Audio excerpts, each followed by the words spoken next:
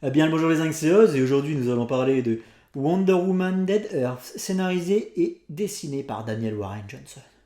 Petite collection DC Black Label qui fait plaisir. C'est un UB15, ça coûte 19 balles, ça coûtait 19 balles, maintenant ça en coûte 20. Parce que vous n'êtes pas sans savoir que dernièrement Urban Comics a décidé d'augmenter très légèrement sa grille tarifaire. Et du coup, les UB15 sont passés de 19 à 20 euros. Les UB07 de 15 euros à 15,50 €. Voilà, c'est la petite augmentation de l'année, hein, comme les impôts, comme l'essence, un peu comme tout finalement. Ça mange pas de pain. Enfin, quoique si, le pain aussi augmente. Et voilà, tout s'envole. Sauf les salaires, qui bizarrement, eux, restent sur Terre. Oh, c'est beau, c'est beau. Alors, serais-je devenu une espèce de gilet jaune des comics? Loin de moi cette idée. Je voulais vous présenter Wonder Woman Dead Earth. C'est Oz, tu nous fais chier avec tes conneries, va droit au but, est-ce que ça vaut le coup d'engouffrer 20 balles dans ce truc? La réponse, boum, elle tient en cette magnifique double page. Double page. Avec Gotham City, voilà, Gotham City qui a foutu le camp elle aussi, voilà, c'est la lune, c'est devenu la lune. Batman ici un petit peu rabougri, hein, Bruce, qu'est-ce qui s'est passé? Tu t'es enfilé les 53 saisons d'une série de la CW, what the fuck? Nous sommes, chers amis, dans un futur dystopique, mais c'est le moins qu'on puisse dire, un futur apocalyptique. La Terre a été entièrement dévastée par une violente guerre nucléaire entre les hommes. Le monde a été ravagé et ressemble désormais à un crâne d'os. Un crâne d'os. Ah, je suis chaud aujourd'hui. Monde post-apocalyptique. Hiver nucléaire. T'entends? Bah quoi? T'entends rien. C'est normal, connard, ça s'appelle le silence. Plus rien. Diana, elle se réveille au beau milieu de ce bordel. What the fuck? Ça fait 200 ans qu'elle pionce, l'autre. Et là, elle se réveille. Ah, pas un verre de jus d'orange, pas un bol de choc à pic, pas un oiseau dans le ciel pour chanter ses louanges. La lune. Batman dans son fauteuil. Le manoir Wayne. Qu'est-ce qui se passe? Un désert. Pas un buisson pour aller pisser. Rien du tout. Les quelques hommes qui ont survécu ici et là se sont regroupés derrière les épais murs de cités forteresses, des citadelles dans lesquelles ils essaient de survivre face à une nature devenue hostile. Puisque bien évidemment, il y a des espèces animales, hein, qui ont survécu et qui ont un peu subi les affres des retombées radioactives, les fallout comme on dit en anglais, et qui se sont transformées, qui ont muté, sont devenues des créatures sanguinaires qu'on appelle les Airas. Voilà. Et qui menacent bien évidemment la survie des hommes.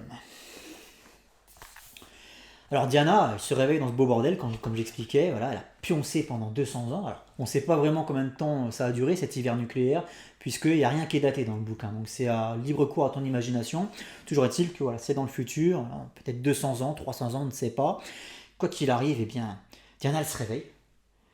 Elle se souvient de qui elle était, de quel rôle elle avait. Elle se souvient parfaitement des membres de la Justice League, de Clark, de Bruce, de Hal. Elle se souvient parfaitement du rôle qu'elle avait auprès des hommes, qu'elle était la protectrice de l'humanité. Et donc elle décide, eh bien, de renouer avec ça. Elle décide de redorer son blason et de redevenir cette protectrice de l'humanité. Donc elle va se ranger du côté des hommes. Et elle va prendre sous son aile, eh bien, une poignée de survivants qui habitent dans une cité forteresse non loin de là où elle s'est réveillée. Voilà une petite cité forteresse pour le coup, qui est composée de milliers d'individus à peu près. Et donc elle va décider de les protéger, de les prendre sous son aile. Mais bien évidemment, les temps sont durs, hein, parce que là, il ne s'agit pas de trouver un vaccin contre le Covid, mais il s'agit de trouver ce que tu as bouffé le soir. Là, c'est compliqué comme contexte. Donc du coup, ouais, forcément, dans les alentours, à force de piller, il n'y a plus rien. Donc il va falloir se déplacer. Donc elle va décider de déplacer la colonie d'un point A à un point Z. Et puis, voilà, dans l'espoir de trouver des pâturages un peu plus verdoyants, si ça existe encore. Nombre de péripéties les attendent. Des choses absolument incroyables. boum, voilà, c'est pas du spoil, hein. Je choisis rigoureusement mes pages, je sélectionne ça avec soin, tout comme les bouchers d'Intermarché sélectionnent vos pièces de viande avec soin. Non, je dis...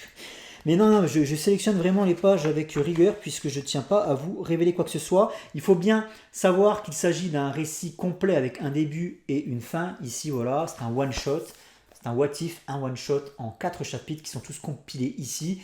Et de ce fait, eh bien, si je vais chercher des pages sur la fin ou sur le milieu de l'histoire, je risque de vous révéler des choses très importantes. C'est bourré de rebondissements, il y a des révélations très surprenantes. Il y en a certaines qui m'ont laissé sur le cul, donc c'est pour ça que je fasse attention à ce que je vous montre. Un style qui malheureusement, pour moi en tout cas, c'est subjectif ce que je vais vous dire, ne met peut-être pas assez en valeur les décors et les environnements. Voilà. C'est un récit qui est quand même pas mal axé sur le voyage, la découverte, dans un monde post-apo, donc un contexte assez atypique, assez intéressant, et malheureusement je trouve qu'on ne s'attarde pas suffisamment sur les décors. J'aurais aimé un peu plus de panorama, un peu plus de cartes postales. Moi j'aime bien, vous savez, les décors immenses et désertiques, c'est pour ça que je suis un grand passionné de l'Australie, c'est mon pays préféré, d'où mon surnom d'ailleurs.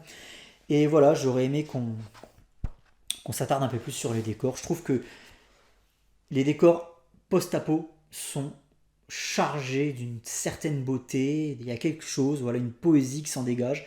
Et là, malheureusement, on n'est pas suffisamment en extase devant ces décors, même s'il y a des planches relativement sympas quand même à ce sujet.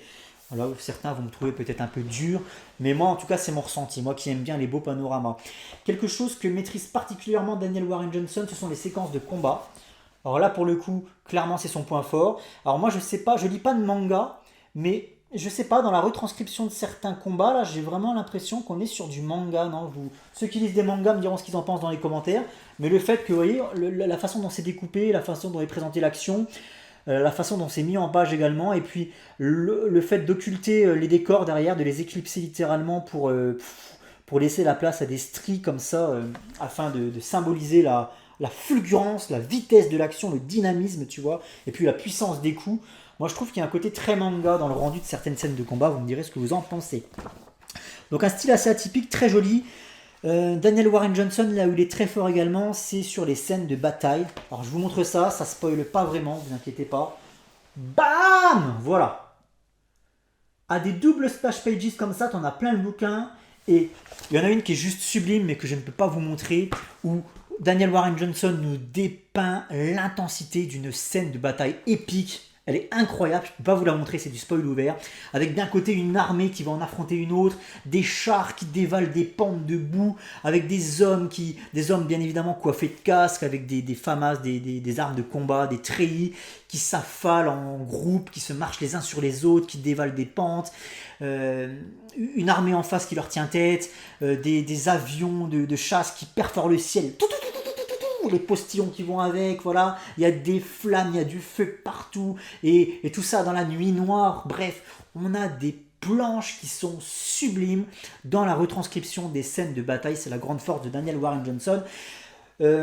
Pour rester dans le visuel, dans l'esthétique, il y a quelque chose avec laquelle pour le coup j'ai du mal, c'est le visuel de Diana, c'est le visage de Diana. Voilà, on dirait plutôt une adolescente en pleine crise de boulimie plutôt que la Wonder Woman qu'on connaît, et ce qui dénote particulièrement avec l'histoire, puisque dans cette histoire on te fait comprendre que c'est la Diana qu'on connaît, c'est la Wonder Woman qui faisait équipe avec la Justice League avant que tout ça n'arrive, quand le monde allait encore bien, quand les gens, la seule menace sur Terre c'était le Covid, voilà.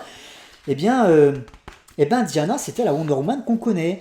Et je comprends pas pourquoi, après son sommeil, là, sa période d'hibernation, elle revient, elle a une tête de gamine de 15 ans, quoi. Je ne comprends pas ce choix artistique. Alors je vais essayer de vous montrer des visuels. Voilà, parfait. Voilà. C'est assez spécial, hein. C'est assez spécial. Et donc j'ai eu du mal avec ça, avec le style de Diana. Et puis Steve Trevor aussi, putain, il y a une scène où tu vois Steve Trevor en flashback. Bon, c'est pas un spoil, je peux vous montrer, hein, c'est Steve Trevor, voilà, mythologie Wonder Woman, machin, voilà. Et merde, il a quel âge, quoi? Il a 15 ans, comment ça se passe? Donc j'ai un souci avec ça, avec les visages. Tu sais jamais si c'est des adultes ou des enfants ou des ados, c'est assez bizarre à ce niveau-là. J'ai adoré Wonder Woman Dead Earth. Plein de références à l'univers bien évidemment de Fallout, hein, s'il y a des copains de Fallout dans les commentaires, manifestez-vous, je suis un grand fan de la série vidéoludique Fallout. Voilà, et ben forcément, un hiver nucléaire, monde post-apocalyptique, tout ça, eh bien ça te ramène forcément à cette magnifique licence qu'est Fallout. Et puis j'ai également relevé pour ma part, alors je suis peut-être complètement à côté de la plaque, mais en tout cas ça m'a fait grandement penser à ça, une petite référence bien pensée au Seigneur des Anneaux, notamment à la bataille du gouffre de Helm. Voilà, cette séquence c'est celle-là. Bam, c'est pas du spoil, vous pouvez y aller. Qu'est-ce qu'on a ici? On a une armée d'hommes qui semblent affaiblis, en sous-nombre, très mal armés.